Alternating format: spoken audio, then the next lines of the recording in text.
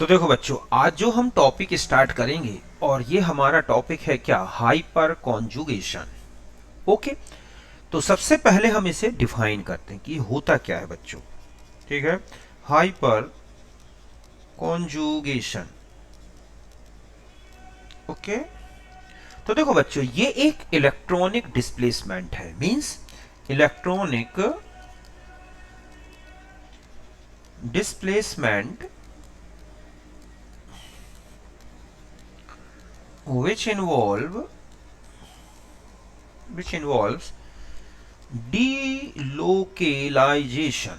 Okay, delocalization of sigma bond electron pair towards atom of unsaturated system or p orbital unsaturated system or atom with empty p orbital। समझ गए बच्चों कि एक ऐसा electronic displacement जो किससे related है, शिफ्टिंग ऑफ या delocalization of sigma bond electron pair towards atom of unsaturated system, या हम कहें कि atom with empty p orbital. Okay, एक एग्जांपल से समझते हैं। देखो कि ये है हमारे पास एक एल्कीन, जिसे हम प्रोपीन बोलेंगे। ये है हमारे पास क्या, प्रोपीन। तो इस प्रोपीन में ये है एक अनसैचुरेटेड सिस्टम। ये क्या है बच्चों, यहां पर ये क्या है, अनसैचुरेटेड सिस्टम। ओके, तो जब क्या होता है कि सिग्मा बॉन्ड पेयर किसकी तरफ शिफ्ट होता है बच्चों, अनसैचुरेटेड सिस्टम की तरफ। जैसे यहां पर आप देख रहे हैं कि ये सिग्मा इलेक्ट्रॉन पेयर है और ये इस तरफ शिफ्ट होगा, तो यहां पर आप देखोगे कि एक H प्लस ये है और इस तरह से एक रेजोनेंस स्ट्रक्चर बन गया कि सिग्मा बॉन्ड ऑफ CH जो है वो शिफ्टेड हो गया किसकी तरफ, डबल बॉन्ड की तरफ, और इस तरह से ये एक रेजोनेंस स्ट्रक्चर हो गया। ठीक इसी तरह से अभी और देखो, रेजोनेंस स्ट्रक्चर, अब इसके साथ ये H की जगह दूसरा CH भी यूज हो सकता है कि हम ये कहें कि ये H plus double bond CH CH2 minus, और तीसरा इसी तरह से H क्या होगा कि हम नीचे वाला इस तरह से तीसरे H को शिफ्ट कर दें यहां इसका बॉन्ड, तो एक रेजोनेंस स्ट्रक्चर ये बन गया। तो इस तरह से आपने देखा कि किसी अनसैचुरेटेड सिस्टम में जो CH बॉन्ड होता है पेयर, वो एक unsaturated system means double bond की तरफ भी या किसी पॉजिटिव चार्ज की तरफ भी शिफ्ट हो सकता है। तो ये जो बने, समझ गए बच्चों, तो ये जो स्ट्रक्चर्स बने ये रेजोनेंस स्ट्रक्चर है। इनमें ये जो हाइड्रोजन है, ठीक है, ये क्या कहलाएगा, अल्फा हाइड्रोजन। ठीक है, और ये जो कार्बन देख रहे हैं आप, ये क्या कहलाएगा, अल्फा कार्बन। तो ध्यान रखें कि जो रेजोनेंस, इसमें जो हाइपर कॉन्जुगेशन हो रहा है, इसमें केवल अल्फा पोजीशन के ही CH बॉन्ड क्या होते हैं, पार्टिसिपेट करते हैं, रेजोनेंस स्ट्रक्चर बनाते हैं। यहां तक बात क्लियर है। और देखो, अगर मान लो कार्बोकैटाइन ले लो आप कि ये है H, ये कार्बोकैटाइन में भी हो सकता है कि ये है CH2 प्लस, मींस यहां पर p ऑर्बिटल वेकेंट होती है, तो ये बॉन्ड यहां शिफ्ट हो सकता है और इस तरह से यहां H plus double bond CH2। ऐसा कितनी बार हो सकता है बच्चों कि H यहां का, अब यहां का हम पार्टिसिपेट कर दें ये वाला डबल बॉन्ड CH2। ठीक इसी तरह से एक बॉन्ड और बच्चा भी ये देखते हैं इस तरह से कि H H H plus double bond CH2। तो कार्बोकैटाइन में भी ये हो सकता है। ठीक इसी तरह से ये फ्री रेडिकल्स में भी मिलता है। समझ गए ना कि ये किस में दिखाई देगा आपको, एक फ्री रेडिकल में भी ऑब्जर्व होता है ये, कि यहां पर आप देख रहे हैं कि ये वेकेंट है, या कहें कि एक ऑड इलेक्ट्रॉन वाली p ऑर्बिटल है, तो ये इस तरह से H यहां पर एक हाइड्रोजन फ्री रह जाएगा और डबल बॉन्ड CH2 हो जाएगा। इसमें भी इसी तरह से रेजोनेंस स्ट्रक्चर बन सकते हैं 3 और, तो ये बन जाएगा। ठीक इसी तरह से H H H free radical double bond CH2, तो ये कार्बोकैटाइन था। समझ गया बच्चों, ये फ्री रेडिकल था, तो फ्री रेडिकल में भी हो सकता है, कार्बोकैटाइन में भी हो सकता है। और ये देख रहे थे आप कि ये क्या था हमारे पास, एल्कीन है, तो एल्कीन में भी होगा। तो ये जो हाइपर कॉन्जुगेशन है ये इस तरह के अनसैचुरेटेड सिस्टम में पॉसिबल होता है, जिनमें अल्फा पोजीशन में CH हो और अल्फा ही पोजीशन में CH की अल्फा पोजीशन में क्या हो, एक अनसैचुरेटेड सिस्टम हो, इस तरह से। और ये बता दूं कि H is still bond to the pi electron cloud, not free move, therefore it is also called no bond resonance.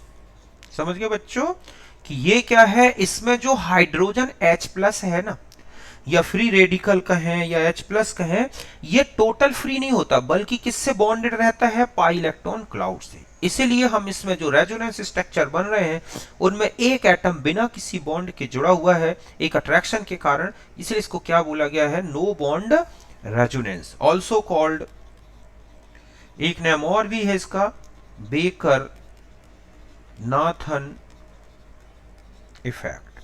ठीक है, कि ये इसको क्या बोलते हैं, बेकर नाथन इफेक्ट भी बोलते हैं, नो बॉन्ड रेजोनेंस भी बोलते हैं, हाइपर कॉन्जुगेशन तो है ही।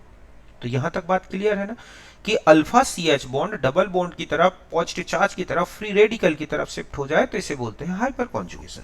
अब मैं ये बता दूं कि जो एक्सटेंट होता है, एक्सटेंट ऑफ हाइपर कॉन्जुगेशन, ठीक है, जो हाइपर कॉन्जुगेशन है directly proportional to the number of hyperconjugated hydrogen. समझ गए बच्चों, और इसी को कह सकते हैं अल्फा CH बॉन्ड। समझ गए ना, कि जितने ज्यादा अल्फा CH बॉन्ड्स होंगे उतना ही ज्यादा हाइपर कॉन्जुगेशन होगा।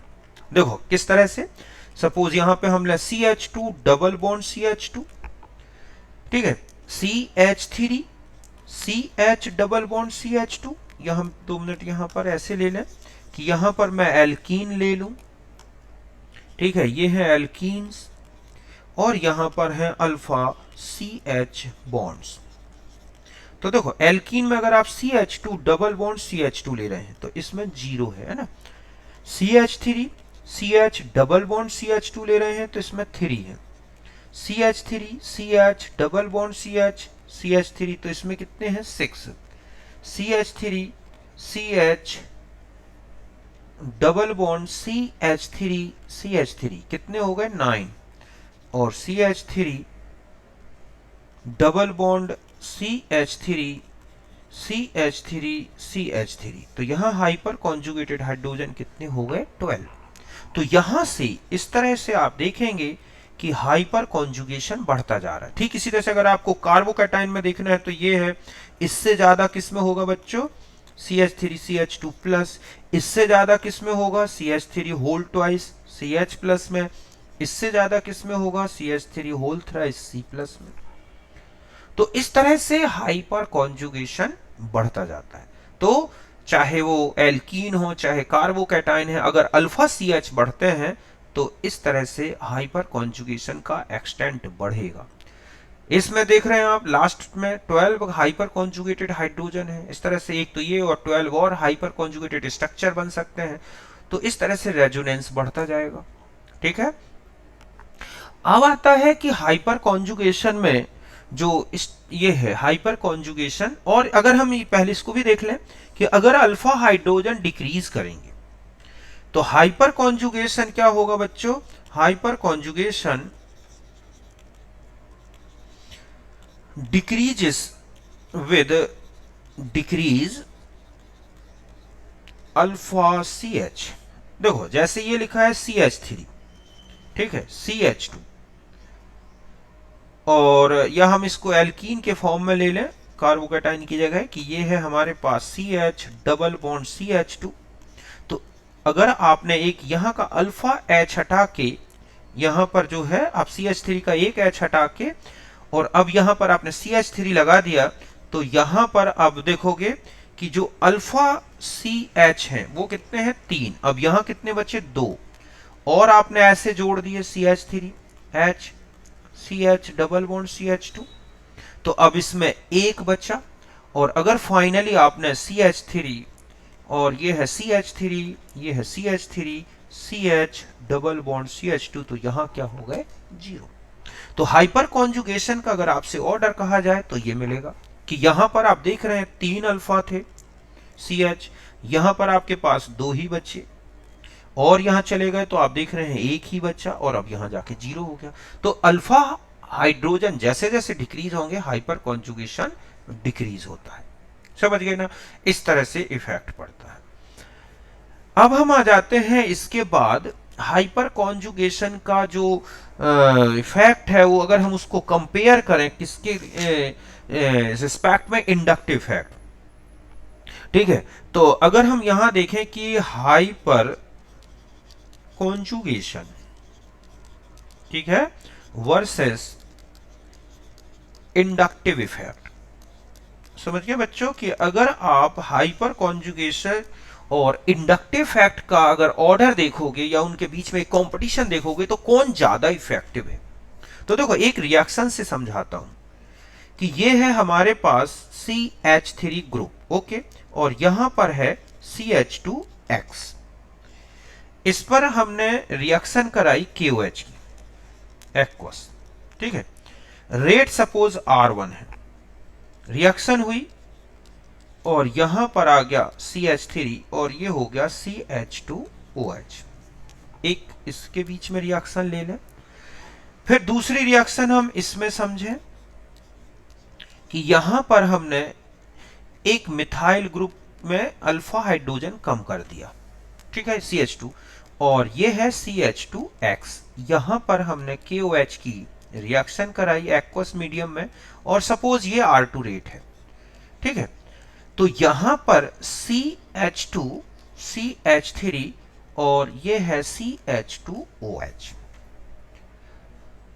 तो यहां देखा गया कि ऑब्जर्व्ड या रेट ऑफ रिएक्शन अगर हम देखें कि इसमें क्या चेंज आया, रेट ऑफ रिएक्शन, तो ये देखा गया कि R1 ग्रेटर देन R2।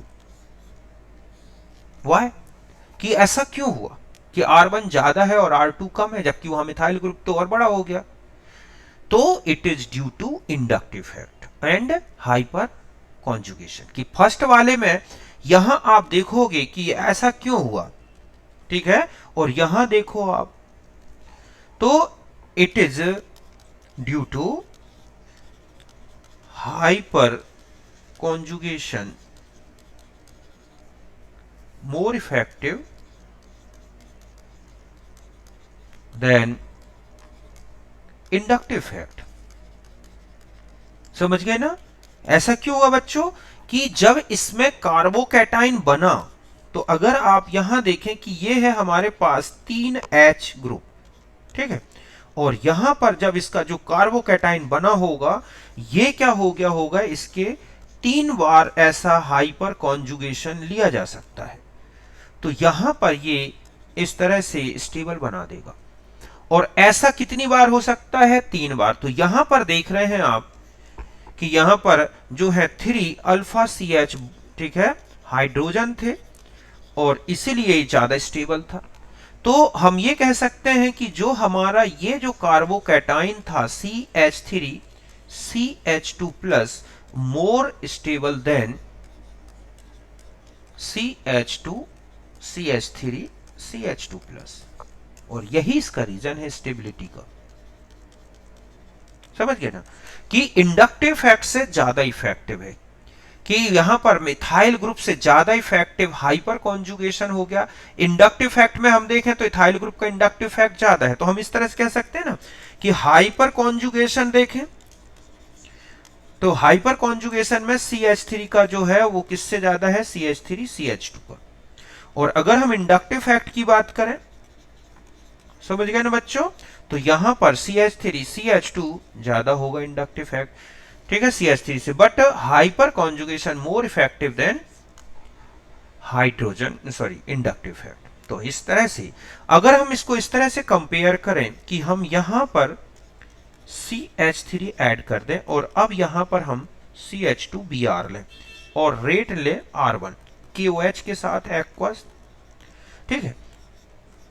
तो यहां पर अगर आप देखोगे कि ये है हमारे पास CH3 और ये क्या है CH2OH, और दूसरी रिएक्शन हम इसी तरह से इसमें देखें कि यहां पर हमारा CH3 था, ठीक है, और यहां पर वही है CH2Br, और अब यहां पर आपने KOH एक्वस की रिएक्शन करा दी, ये है R2, ठीक है।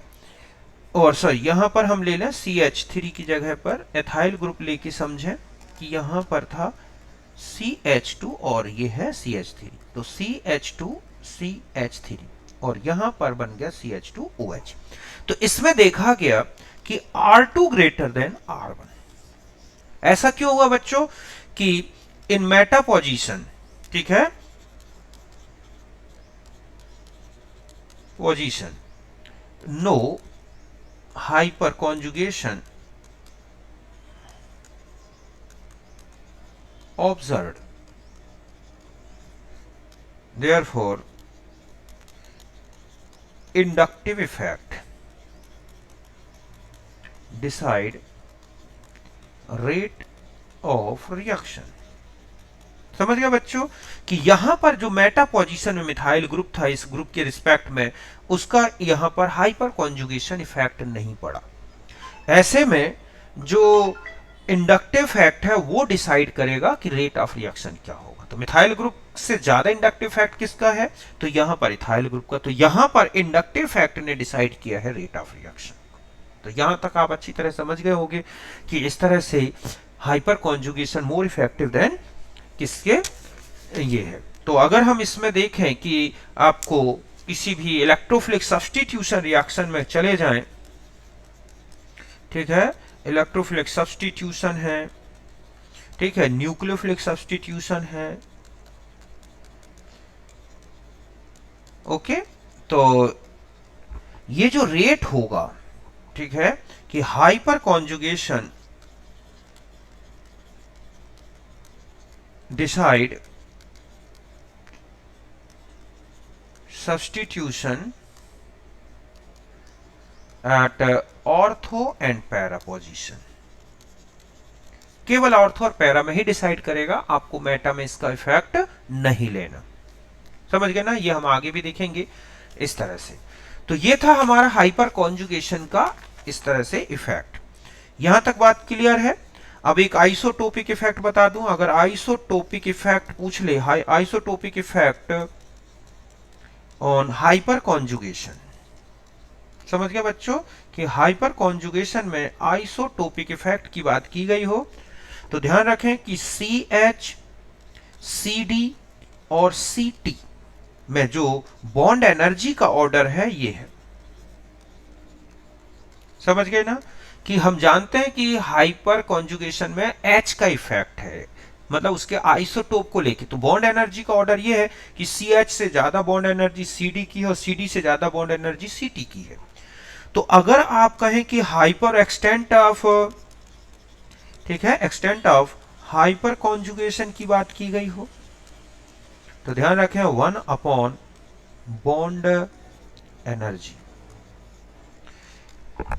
कि जो बॉन्ड एनर्जी है उसके इनवर्सली प्रोपोर्शनल है। इसका मतलब यह हुआ कि अगर हम ये कहें कि ये हमारे पास है CH3, ठीक है, और ये है CD3 और ये है हमारे पास CT3, तो यहां पर सबसे ज्यादा मतलब ये होगा इसका हाइपर कॉन्जुगेशन एक्सटेंड।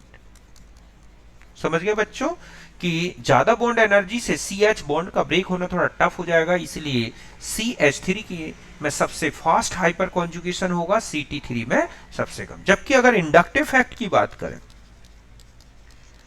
समझ गए ना, तो इंडक्टिव फैक्ट जो होता है वो CT3 का ज्यादा है, फिर CD3 का है और फिर CH3 का है। तो अगर हम यहां पर इंडक्टिव फैक्ट की बात करेंगे तो सबसे ज्यादा किसका होगा, CT3 का। कि अगर हम इस तरह से ले लें कि यहां पर हमारे पास CH3 है और ये है CH2Br, ठीक है। ठीक इसी तरह से मैंने यहां पर लगा दिया यहां पर हम ये ले लें CD3 और यहां पर CH2Br, और एक यहां पर हम ले लें CT3 CH2Br। अब मैं कहूं इनमें rate of reaction, substitution rate बताओ, ठीक है, कि सब्स्टिट्यूशन रेट क्या है। तो ध्यान रखें कि यहां पर हाइपर कॉन्जुगेशन तो 0 है, बट इंडक्टिव फैक्ट प्रेजेंट है। और सबसे ज्यादा इंडक्टिव फैक्ट किसमें होगा, तो अगर आप यहां देखोगे तो सबसे हाई इंडक्टिव फैक्ट यहां होगा। तो यहां पर इनका रेट ऑफ सब्स्टिट्यूशन होगा बच्चों। समझ गए ना कि रेट ऑफ सब्स्टिट्यूशन सबसे फास्ट कहां पे होगा, जो कि CT3 में, क्योंकि वहां सबसे इफेक्टिव इंडक्टिव फैक्ट है।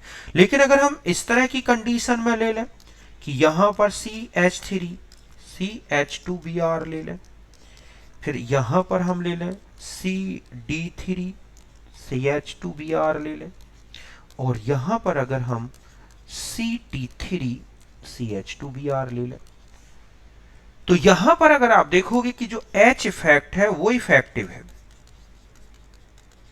और I क्या है, एब्सेंट रहेगा। तो सबसे ज्यादा फास्ट रेट इसमें मिलेगा आपको। क्यों, क्योंकि इन हाइपर कॉन्जुगेशन का ऑर्डर आप देखते हैं कि ये होता है। तो ये क्या है इनका हाइपर कॉन्जुगेशन ऑर्डर। तो इस तरह से आप कोई भी रिएक्शन जो कि हाइपर कॉन्जुगेशन से इफेक्टेड होती है उसमें हम इसका आइसोटोपिक इफेक्ट देख सकते हैं। तो इस तरह से आइसोटोपिक इफेक्ट हाइपर कॉन्जुगेशन में आएगा। समझ गए बच्चों। अब हम आ जाते हैं इसके बाद टाइप्स ऑफ हाइपर कॉन्जुगेशन। ठीक है बच्चों, क्या देखते हैं हम, टाइप्स ऑफ हाइपर कॉन्जुगेशन। तो एक तो है पॉजिटिव हाइपर कॉन्जुगेशन। क्या है, एक positive hyperconjugation. It is due to CH bond, ठीक है। It increase electron density in carbon chain. Ortho para directional effect of CH3 is due to positive hyper conjugation। समझ गए बच्चों कि positive hyperconjugation के कारण ही क्या होता है, जो है ये हमें ऑर्थो पैरा डायरेक्शनल इफेक्ट मिलता है। तो अगर हम यहां पर देखें कि ये है CH2H, तो हाइपर कॉन्जुगेशन के कारण ये इस तरह से शिफ्ट होगा और यहां पर डबल बॉन्ड CH2H+ और ये नेगेटिव चार्ज। फिर और आगे बढ़ते हैं तो यहां नेगेटिव चार्ज आ जाएगा, ओके, CH2H+, और इस तरह से CH2 जो है ये पॉजिटिव चार्ज पूरी रिंग में घूम रहा है और इलेक्ट्रॉन डेंसिटी कहां पे बढ़ रही है बच्चों, इसकी ऑर्थो एंड पैरा पोजीशन में। और अगर आपसे कहा जाए कि ऑर्थो पैरा डायरेक्शनल इफेक्ट का ऑर्डर क्या होगा, तो सबसे ज्यादा होगा CH3 में, ओके, फिर होगा CH2 CH3 में, फिर किस में आ जाएगा बच्चों, CH3 का होल ट्वाइस, और इससे कम जो है CH3 होल थ्राइस। तो ये है ortho para directional effect order, ठीक है। और यही है, ध्यान रखें, इलेक्ट्रोफिलिक सब्स्टिट्यूशन रेट। मतलब सबसे फास्ट इलेक्ट्रोफिलिक सब्स्टिट्यूशन किसमें होगा? टॉलुइन में। फिर लगातार घट रहा है, क्यों? क्योंकि हाइपर कॉन्जुगेटेड हाइड्रोजन आप देख रहे हैं डिक्रीज हो रहे हैं, जिससे ऑर्थो पैरा डायरेक्शनल इफेक्ट भी डिक्रीज होता जाएगा। तो इस तरह से जो ये कहलाता है पॉजिटिव हाइपर कॉन्जुगेशन। और एक है निगेटिव, और हम इसी को बोल सकते हैं रिवर्स, ठीक है, निगेटिव, और इसी को हम क्या बोलेंगे बच्चों? रिवर्स हाइपर कॉन्जुगेशन, ठीक है। कि जो निगेटिव है या रिवर्स हाइपर कॉन्जुगेशन है, हम उसको भी दिखाएं, ठीक है। तो it is due to CF और CCl बॉन्ड। किसमें मिलता है ये? कि CCl बॉन्ड या CF bond in halo substituted alkyl benzene. समझ गए बच्चों? कि जो हैली सब्स्टिट्यूटेड है, हैलो सब्स्टिट्यूटेड एल्काइल बेंजीन होते हैं, उनमें ये मिलता है। देखो कैसे, कि अगर हम ये कहें कि बेंजीन रिंग में ये जुड़ा है CH, या हम ये CCl3 ले लें, क्या ले लें हम यहाँ पर? CCl3, 3 Cl यहाँ पर इस तरह ऐड है। तो यहाँ पर ये -H इफेक्ट डालेगा, ये इसको यहाँ खींच देगा, और आप देखेंगे कि यहाँ पर CCl2 Cl- और यहाँ क्या क्या? Positive charge. और इस तरह से ये पॉजिटिव चार्ज ऑर्थो और पैरा पोजीशंस में डिस्ट्रीब्यूट होगा। तो यहाँ पर जो CCl3 है, समझ गए ना? आप देखोगे इसका डायरेक्शनल इफेक्ट अगर आपसे पूछ ले, तो यहाँ पर कि CCl3 है या CF3 है या CHCl2 है, ठीक है, produced meta directional effect due to reverse hyperconjugation. समझ गए बच्चों? कि इस तरह से रिवर्स हाइपर कॉन्जुगेशन के कारण ही क्या होता है? ऑर्थो पैरा डायरेक्शनल इफेक्ट पड़ता है। लाइक एज ये है CCl3, हम इसका नाइट्रेशन करा दें, तो आप देखोगे इसमें जो प्रोडक्ट बनेगा CCl3, उसमें NO2 यहां ऐड होगा। समझ गए ना? तो ये it is due to meta directional effect of CCl3। तो CCl3, CF3 इनका मेटा डायरेक्शनल इफेक्ट होता है due to reverse hyperconjugation. और आपने देखा कि ये कार्बन चेन में या रिंग में इलेक्ट्रॉन डेंसिटी कम कर रहा है। अब यहां तक बात हो गई। अब हम आ जाते हैं कुछ इफेक्ट या एप्लीकेशंस के बारे में। थोड़ा सा इसके एप्लीकेशन देख लें हम, ठीक है। एप्लीकेशंस ऑफ हाइपर कॉन्जुगेशन, कि आपको इसके एप्लीकेशन दिखेंगे कहां कहां पर, किस तरह से। तो देखो, पहला तो यही है कि स्टेबिलिटी ऑफ एल्कीन हो, ठीक है, कार्बोकैटाइन हो या फ्री रेडिकल। आपको इनकी स्टेबिलिटी अगर देखनी है तो हम हाइपर कॉन्जुगेशन से देख सकते हैं, और ये होगा स्टेबिलिटी। अब इनमें से चाहे ऑफ एल्कीन हो, ठीक है बच्चों, चाहे कार्बोकैटाइन हो या फ्री रेडिकल, अगर इनमें से किसी की भी स्टेबिलिटी आपको पूछी जाती है तो directly proportional to the hyperconjugation, और बल्कि हम ये कहें कि एक्सटेंट ऑफ हाइपर कॉन्जुगेशन या नंबर ऑफ, ठीक है, CH इन अल्फा पोजीशन। कि अल्फा पोजीशन, डबल बॉन्ड की अल्फा पोजीशन, ठीक है, position of C double bond C या C प्लस या C रेडिकल, कि जितने ज्यादा CH होंगे उतना ही ज्यादा स्टेबल एल्कीन होगी। Means CH2 double bond CH2 इससे ज्यादा स्टेबल हो जाएगी CH3, CH double bond CH2 इससे ज्यादा स्टेबल होगी CH, ठीक है।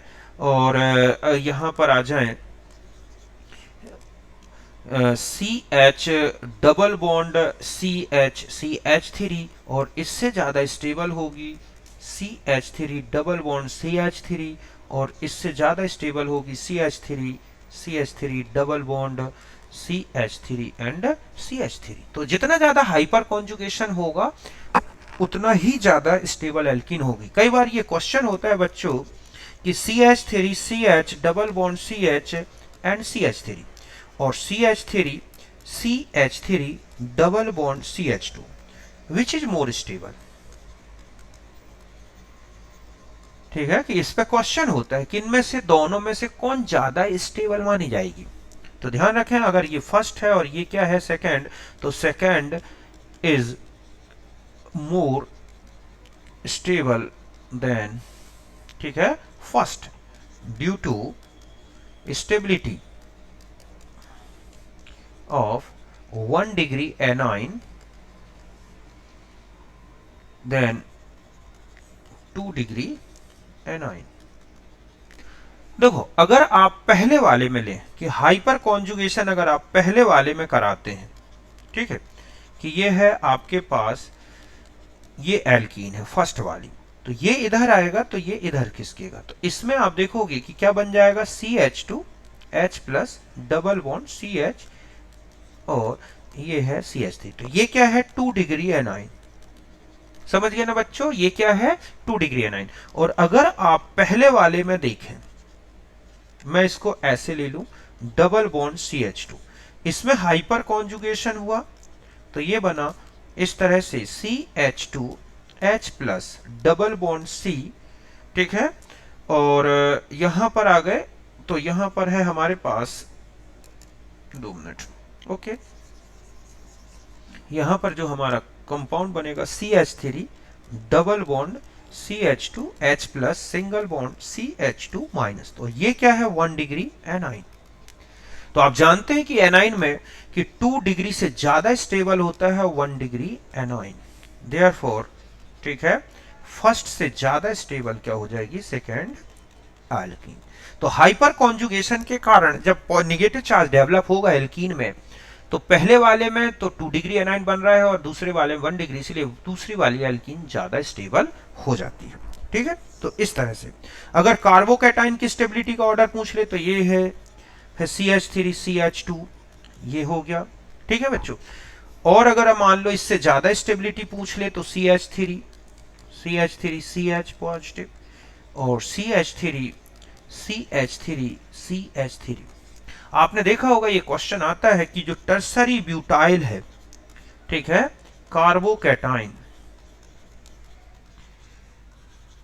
मोर स्टेबल देन, ठीक है, C6H5 CH2 plus and allyl CH2 double bond CH2 due to hyperconjugation. समझ गए ना कि जो CH3 टर्सरी ब्यूटाइल कार्बोकैटाइन है वो बेंजाइल कार्बोकैटाइन एलाइल कार्बोकैटाइन से कहीं ज्यादा स्टेबल है। रीजन ये है कि इसमें आप देखोगे 13 जो है ना रेजोनेंस स्ट्रक्चर बनते हैं, जिसके कारण ये बहुत ज्यादा स्टेबल है। तो यहां पर अगर हम इसमें देखें कि बेंजाइल रेडिकल में तो रेजोनेंस इफेक्ट है और रेजोनेंस हाइपर कॉन्जुगेशन से ज्यादा इफेक्टिव है, बट यहां हाइपर कॉन्जुगेशन बहुत ज्यादा इफेक्टिव होगा क्योंकि बहुत ज्यादा रेजोनेंस स्ट्रक्चर बन जाते हैं। तो इस तरह से कार्बोकैटाइन की स्टेबिलिटी पूछी जाती है। ठीक इसी तरह से कई बार ऐसा क्वेश्चन आता है कि मान लिया जाए कि ये है एक रेडिकल और एक है CH3 CH2 प्लस, एक है CH3 CH2 प्लस और एक है CH2 प्लस। अब आपसे पूछा जाए कि कौन ज्यादा स्टेबल है, तो आप तो यही देखोगे ना, बड़ा एल्काइल ग्रुप है, ज्यादा पॉजिटिव इंडक्टिव इफेक्ट है, बट ऐसा नहीं है, ये ज्यादा स्टेबल है। ऐसा क्यों? क्योंकि यहाँ अल्फा एच देखो 3 है, यहाँ अल्फा एच देखो 2 है, यहाँ अल्फा जो सी एच है वो कितने हैं, 1 है, और इसमें क्या है, 0।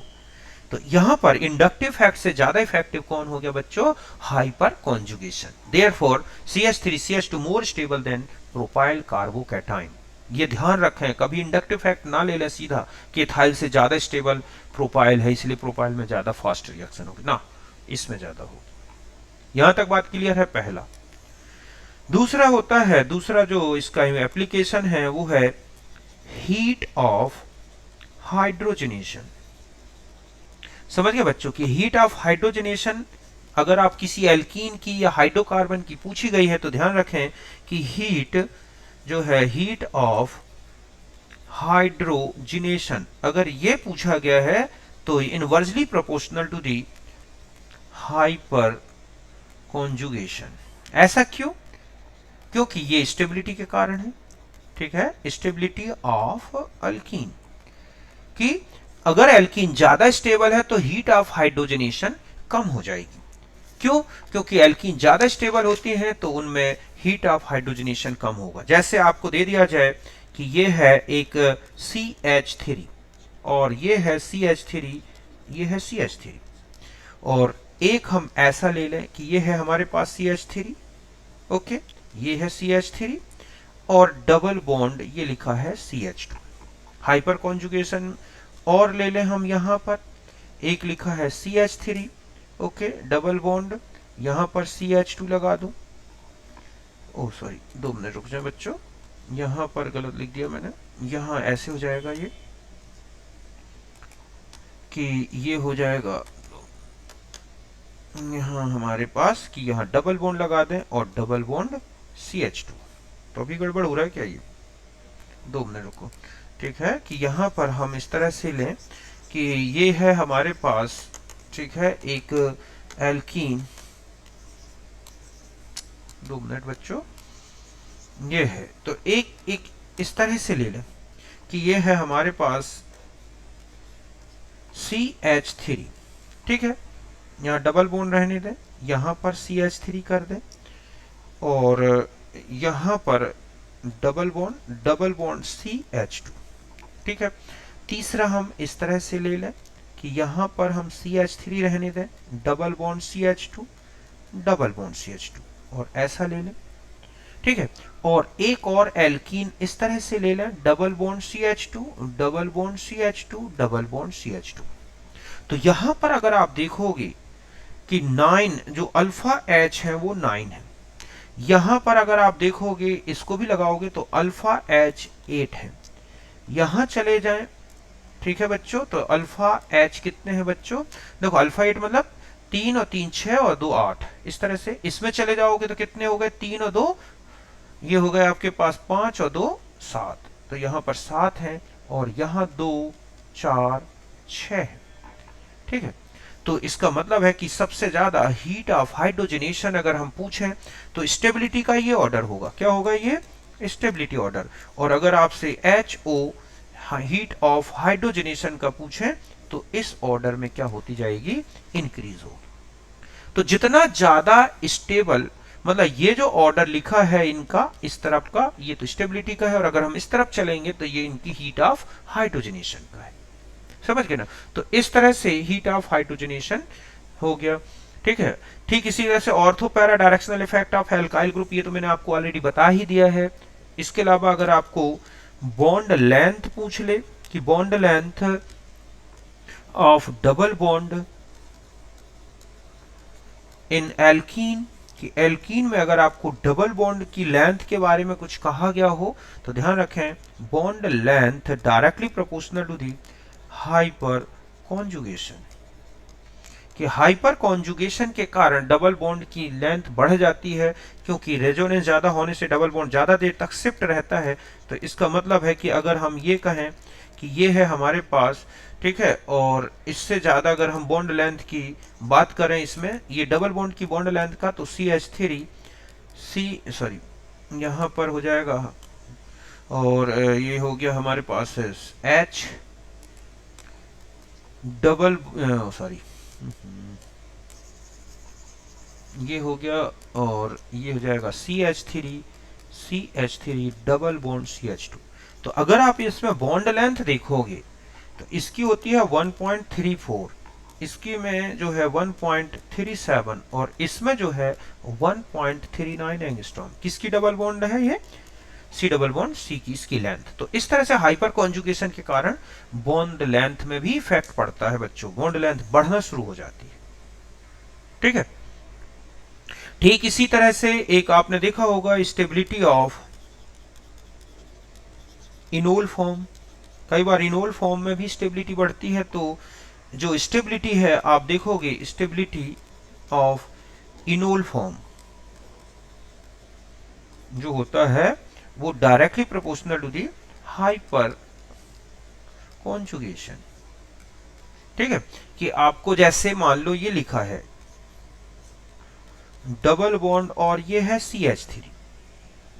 ठीक है, इसमें आप देखोगे हाइपर वो इनोलिक फॉर्म में देखें तो एक OH ऐसा भी लगा सकते हैं इनोलिक फॉर्म में, और एक इनोलिक फॉर्म ऐसा भी बना सकते हैं हम।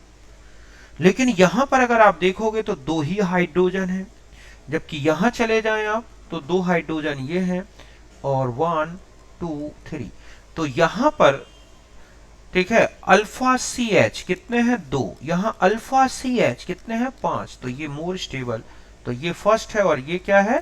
सेकंड है। तो फर्स्ट से ज्यादा स्टेबल क्या होगा बच्चों? सेकंड। इस तरह से ये तो हो गई होगा सबसे ज्यादा इन दोनों से स्टेबल, क्योंकि कीटो फॉर्म इनोल फॉर्म से ज्यादा स्टेबल होता है। तो इस तरह से हाइपर कॉन्जुगेशन का ये इफेक्ट होता है। ठीक इसी तरह से लास्ट एक और बचता है एप्लीकेशन जो काफी काम का है, डाइपोल मूवमेंट। ठीक है, तो dipole movement directly proportional to the hyperconjugation. कि डाइपोल मूवमेंट अगर आप देखो एसिटल्डिहाइड में चले जाएं, ठीक है, और कीटोन में चले जाएं, ये है। तो अब आप देखो इन दोनों में किसमें ज्यादा डाइपोल मूवमेंट हो सकता है। तो आप देखोगे यहां पर अल्फा CH कितने बच्चों? 3। यहां अल्फा CH कितने हैं? 6। इसका जो डाइपोल मूवमेंट होता है 2.27 डिवाइड, क्योंकि ये और इसके कारण डाइपोल मूवमेंट का डायरेक्शन ये होगा। और इसका जो अल्फा CH होता है, ठीक है, 2.72 इसका है।